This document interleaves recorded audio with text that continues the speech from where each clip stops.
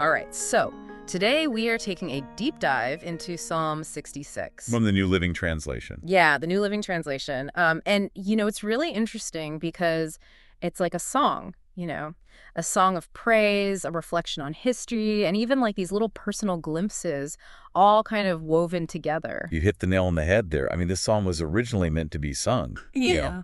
Like with a choir director and all Oh, that. wow, really? Yeah, so there's that communal aspect, but also like this deep personal resonance at the same time. So like right out the gate, the first few verses just boom, shout joyful praises to God, all the earth. It's like this huge like universal invitation to just celebrate. It really is. It sets the stage, right? Everyone, everywhere, all in.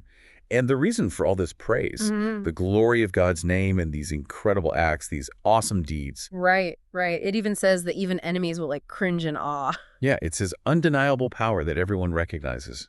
And it's not just like quiet reflection, it's like super vocal. Verse 4 talks about, singing praises and shouting your name and glorious songs. Like, why do you think that outward expression is so important here?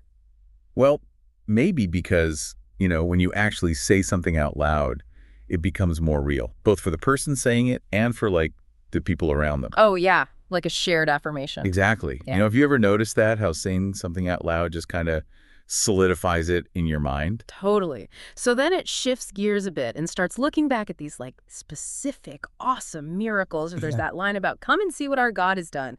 And of course, the big one they highlight is the Red Sea crossing. Yeah, that wasn't just some random miracle for them. It became like their touchstone. Right, right. A constant reminder of God's power and willingness to step in.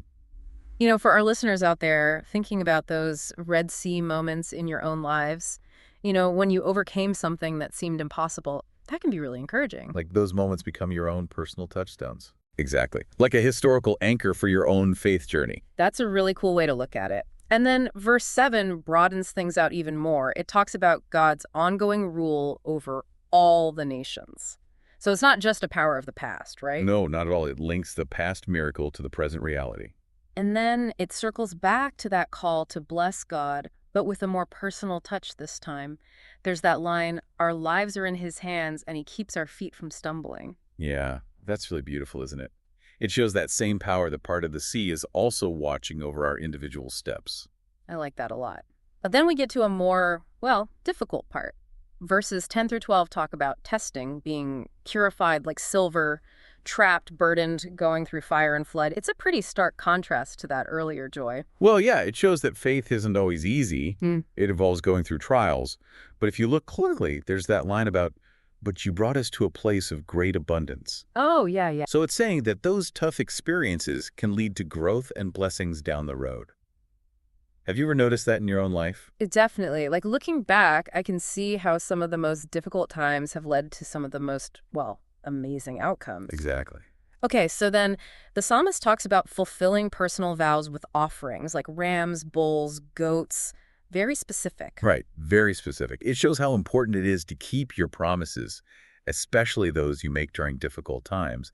And, in their culture, those offerings were a very real and sincere way to show gratitude. And finally, we get to this personal testimony in verses 16 through 20.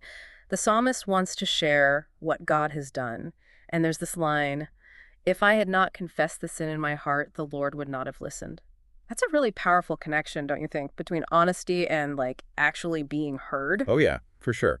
It's not saying you have to earn God's favor through confession. It's more like clearing the way for real connection. Oh, I see what you mean. It's like, think about your own relationships, right? Both with yourself and with, anything you consider sacred.